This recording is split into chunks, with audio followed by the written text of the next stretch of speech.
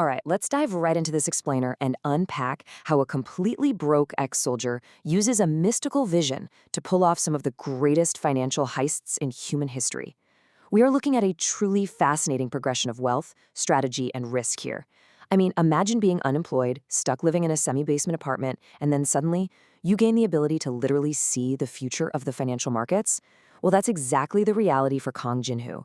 What starts out as a desperate bid just to save a few bucks snowballs into an absolute masterclass in market manipulation, leverage, and understanding the very cogs of the global economic machine. Here's what we'll be covering today. 1. Awakening the Oracle's Eye. 2. Shorting the tech giant.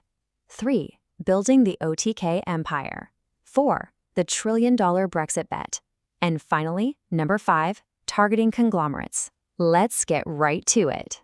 Starting with Section 1, Awakening the Oracle's Eye.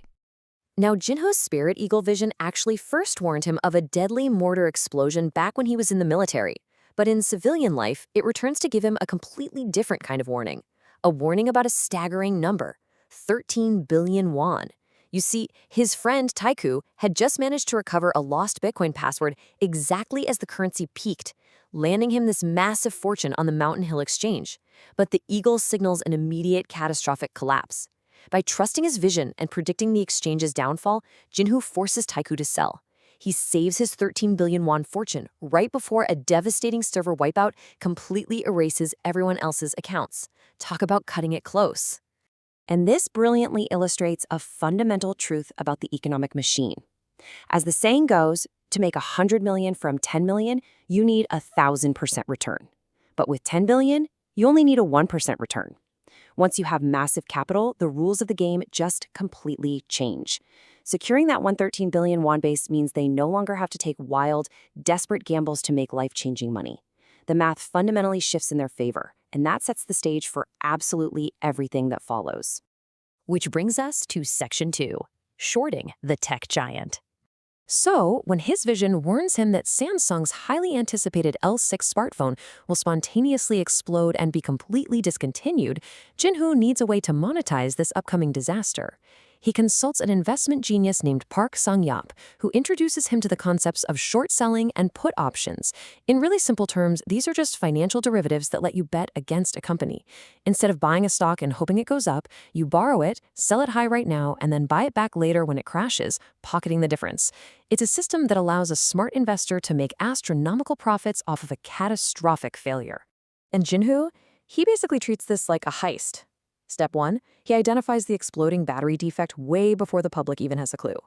Step 2, he quietly routes his capital through a US shell company to buy massive put options. And step 3, he just waits. He sits back and waits out the terrifying weeks of uncertainty until the worldwide recall hits and the entire product line is completely killed off. Now, the crucial point here is that this single ruthless maneuver nets them a mind-bending 685 billion won profit in the fallout. In the massive economic machine we live in, one entity's immense loss is often just a huge transfer of wealth to whoever placed the right bet at the right time. Samsung's stock freefall was precisely what funded Jinho's new empire. But as you can probably guess, making this much money overnight creates a whole new set of problems. Moving right along to Section 3, Building the OTK empire. You really can't just leave 685 billion won sitting around raising red flags. To protect their newfound wealth and bypass massive domestic taxes, they formalize their partnership and structure the US-based OTK company. The way they split this equity is absolutely fascinating. Taiku willingly takes a minority stake of 17%. Why? Because he knows that investing in Jinho's predictive genius is literally the safest bet in the world. He actually tears up their original 50-50 contract and insists Jinho take 80%. Then, they bring in Taiku's sister, Hyunju, who is a financial expert. They give her 3% to handle all of their massive legal and administrative hurdles. With the dream team assembled, they formally establish their corporate structure. They quickly expand their footprint by setting up K Company to handle their startup investments, and they put the mathematical genius Park Sang-yap at the helm of that.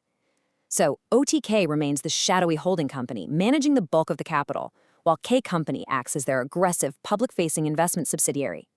Make no mistake, this is exactly how the ultra-wealthy insulate themselves in the real economy, by totally separating the public risk from the core holding capital. All right, Section 4, the trillion-dollar Brexit bet. Let's see how this builds to a truly global scale. Jinhu's vision shows him a seismic geopolitical event. The UK will defy all the polls and vote to leave the European Union. Now, the entire financial establishment thinks a leave vote is completely impossible. Even legendary investor Chase Southwell warns him against it as a friend, telling him no one will be on his side. But Jinhu knows his vision of hidden voters and European resentment is absolute. I mean, even Jinhu's own team thinks he's finally lost his mind on this one. Against the advice of literally everyone around him, Jinhu orchestrates a terrifyingly high-stakes strategy. He uses his existing startup assets as collateral to borrow $10 billion and then applies a staggering 50 times leverage against the British pound. In the economic machine, leverage is basically just creating credit out of thin air to multiply your buying power. What that means is, if he's right, he makes an empire. But if he's wrong by even a fraction of a percent, the leverage turns against him and he is wiped out completely. Setting aside the real-world political consequences of Brexit for a second, when we look purely at the market mechanics of this event, we see a perfectly timed speculative trade. Back on June 22nd, as the polls heavily favored remaining, the market was totally calm. But on the 23rd, when the vote unexpectedly flipped to leave, the British pound crashed hard. Jinhu's team liquidated their positions instantly, at the absolute bottom of the crash. It's behaving very much like George Soros did against the Bank of England back in 1992. As the dust finally settles, OTK companies' valuations skyrockets to a number that is almost hard to comprehend: 45 trillion won. This maneuver quietly makes Jinhu the richest man in South Korea. He has completely transcended ordinary wealth at this point. He is no longer just playing the stock market. We're talking about operating on the level of nation-states and massive global conglomerates. Which leads us to our final part, Section 5. Targeting the conglomerates. Now armed with virtually limitless capital, Jinhu finally sets his sights on Hyundai. This is the corporate giant that drove his father's engineering company into bankruptcy years ago. But he isn't going to fight them in a rigged courtroom. No, he targets their actual market share. He finds their weak point, an incredible Silicon Valley AI startup called Keros. Hyundai cast them off simply because the conglomerate only valued short-term generic software gains. But Keros wasn't building standard autopilot software.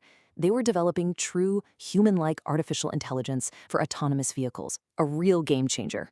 Because Hyundai discarded them, Jinhu swoops in and acquires Keros for a total bargain at $88 million. He keeps the brilliant founders on board, giving them the runway they desperately need to build their proprietary AI, knowing full well that this specific technology is the future of the entire automotive industry.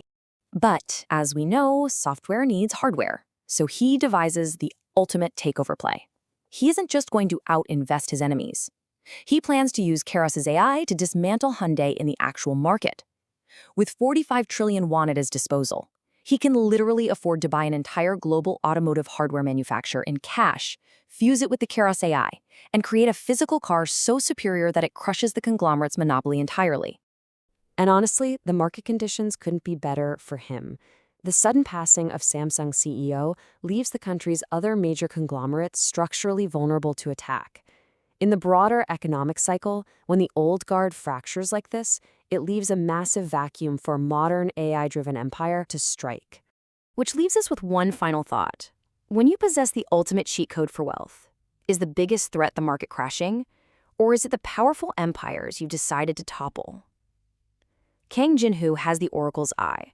But taking on entire nations and entrenched monopolies means stepping onto a battlefield where money is just the ammunition. Thanks so much for joining me on this explainer, and keep questioning the hidden mechanics driving the wealth shifts in our world.